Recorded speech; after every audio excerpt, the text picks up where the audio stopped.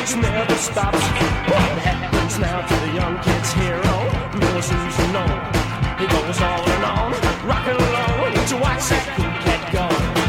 Rockabilly Idol, sing me a song. Rockabilly Idol, he's real gone. Knows where it's at, the real cool cat, singing it loud and singing it long.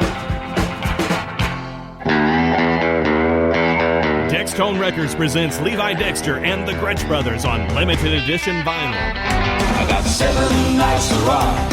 I got 7 nights to roll. Levi Dexter and the Gretsch Brothers all through the night on custom pink and black vinyl, limited edition of 1,000 numbered copies. She's waiting for me, I gotta be on time. I gotta roll. Levi Dexter and the Gretsch Brothers all through the night. So let me tell you about a brand new boogie. You gotta learn to do it. It's called the Okie Boogie. Yeah, Okie style. Dextone Records and Rockabilly and Blues Radio Hour are giving away 2 copies of this amazing album. Go to rockabillyandblues.com, rockabilly the letter N blues.com, and click on the Levi Dexter vinyl giveaway tab and enter for your chance to win. All through the night. Yeah, I'm gonna love you, baby. Love you all through the night. So you weren't able to make it out to your favorite festival this year. Or you forgot to buy your favorite band's t-shirt in concert. Or you just can't get enough of cool merchandise from the rockabilly scene. Rocking Merch is the place for you. The official online store for Viva Las Vegas Rockabilly Weekend, as well as pomades, CDs, records, DVDs, and other merchandise from some of your favorite rockabilly artists. Find them online at rockingmerch.com. It's your one-stop shop for all your rockabilly needs.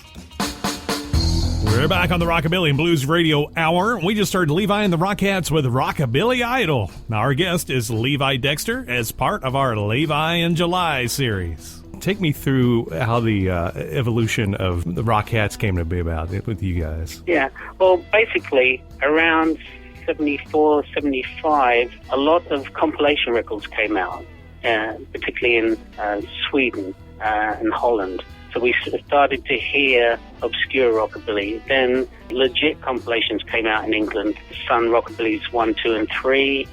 Johnny Bennett Trio album came out, re-released. And then we had other compilations of other labels. You know, Ace Records put out a lot.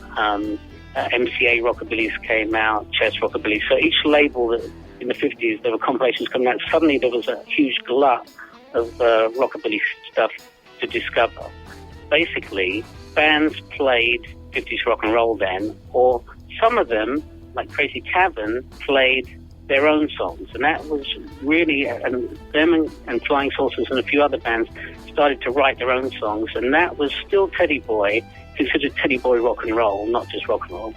And that was the first time really that it was accepted to play something not from the 50s. Even it was basically rock and roll or rockabilly, but new songs. Yeah. And that started to change things. Now, when I was jamming, I'd say I jammed a lot, and one night I was jamming with the Shakin' Stevens and the Sunsets, and after the show, the guy approached me, American guy, and he became my manager. He was Lee Black Childers, and he had been around for many years. I mean, at the time, he was working with Johnny Thunders and the Heartbreakers, who were ex-New York Dolls. Yeah. He worked with Bowie.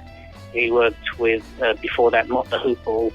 So, you know, he'd been around many, many years in the scene, and he just said, you have to get a band, and I thought it was impossible. And he pretty much helped form Levi and the Rockats. I mean, he's with me. He scouted out the right people. That was 77. It really changed things.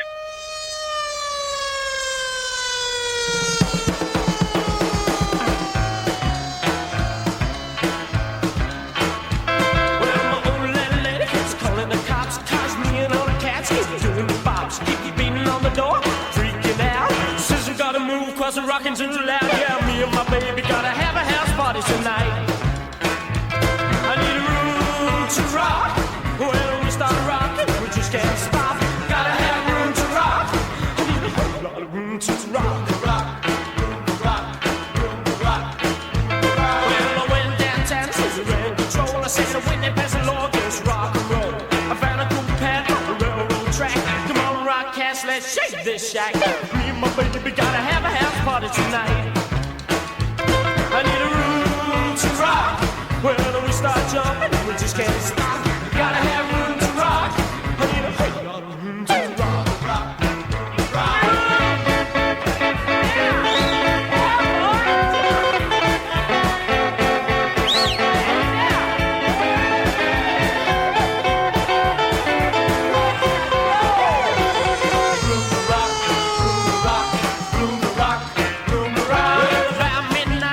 parties came again. They said, I told you once, now we're running it in. Said, here, Chief, it's just having fun. Grab yourself a chicken, put away that gun. Cause me and my baby gotta have a house party tonight. Well, we gotta have a room to rock. Well, we start jumping, we just can't stop. Gotta have room to rock. I need a whole lot of room to rock. And don't you know we need a room to rock? Well, we start popping, we just can't stop. Gotta have room to rock. I need a whole lot of room to rock. I need a whole lot of room to rock. I need a whole lot of room to rock. Well, I gotta have room to rock. Levi and the Rockats with Room to Rock from 1979. Levi Dexter explains that while he came out of the Teddy Boy scene, he realized the new sound he and the Rockats were developing may not appeal to the Teds. Here's Levi. But the thing was, we could not play to the Teddy Boy circuit because we were very rough. We weren't authentic enough. We wrote some of our own songs, and so we said, basically, if we play to the Teds, they're going to kill us. Yeah. So he said, no problem. You know, I booked shows with punk rock bands, and we'll stick you on bills with them. And at the time, there was a war going on. The Teds and the punks were fighting each other for, I don't know, really, disrespect and disrespect was going on. So it used to be when 5 Teds came down the street, all the old ladies and old guys would go, oh, Teddy Boys, and they would hide and back off the direction that you're coming.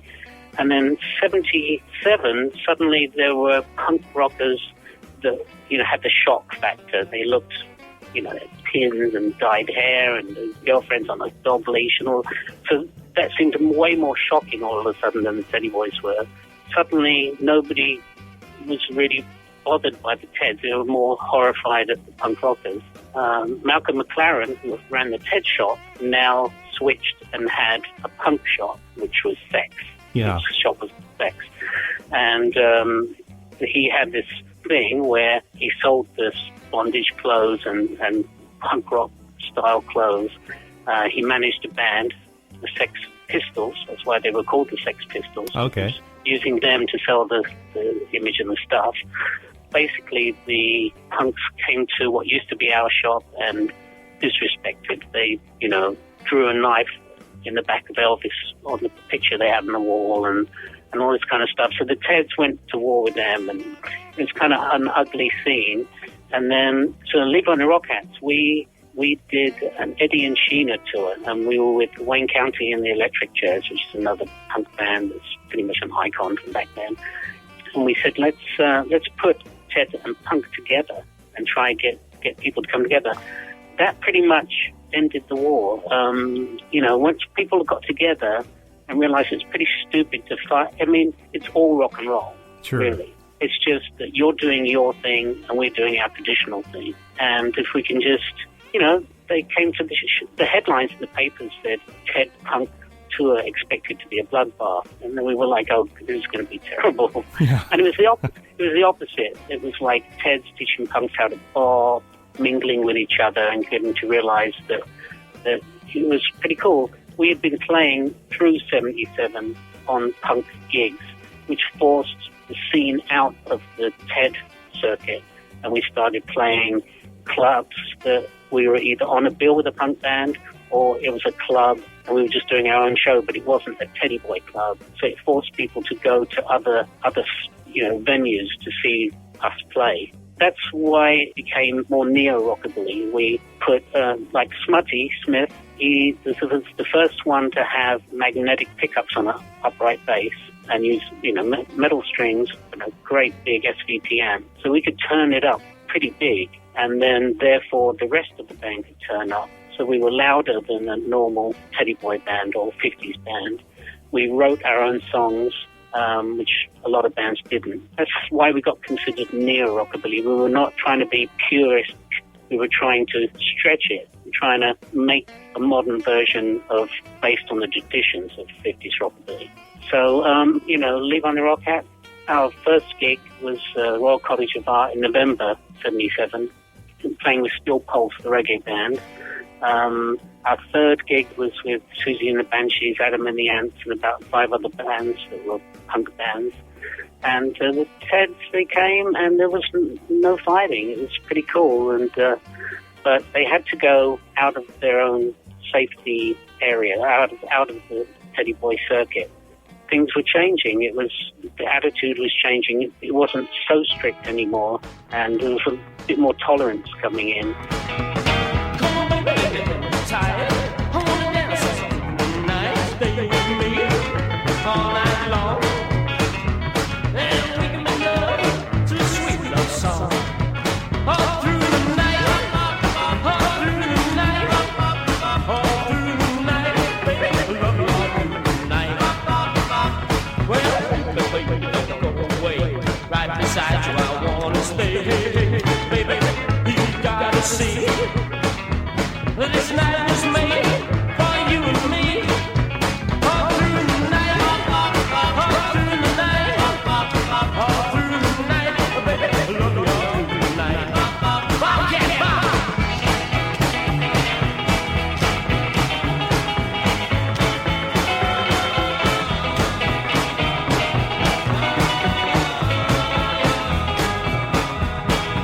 Little baby, you're so grand. I wanna be your lover, man. Baby, baby, my love is strong. I wanna dance to every song. Baby, baby, don't go away. Right beside you, I wanna stay. Baby, you gotta see. This night was made for you and me.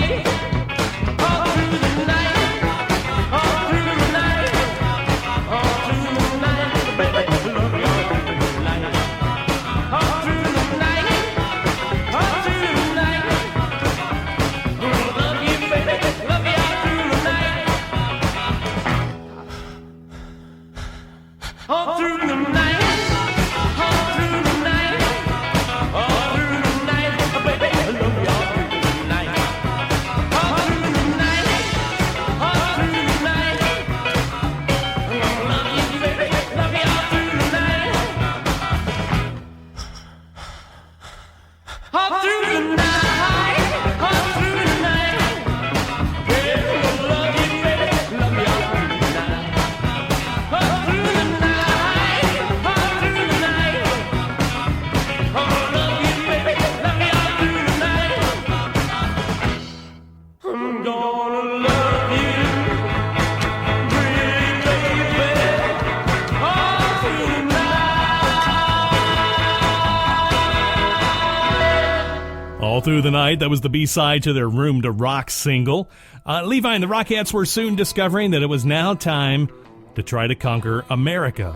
And then it was a matter of early 78. Lee said, well, you know, you've toured enough in England. You can either go to France or we can go to America. And instant unanimous, let's go to America. You know, we wanted to go where it was from. You know, personally, I didn't want to be singing about New Orleans and Tennessee and have never been more south than Putney. Yeah, you know what I mean? Sure. So, and Lee was from Kentucky, so we came over. We had 6 weeks in LA just for a good first impression of America, as opposed to going to New York, which a lot of people in England go to New York and come home and say, oh, I went to America, it was horrible. And they realize that New York isn't that all the way across. Yeah. You know what I mean? Sure.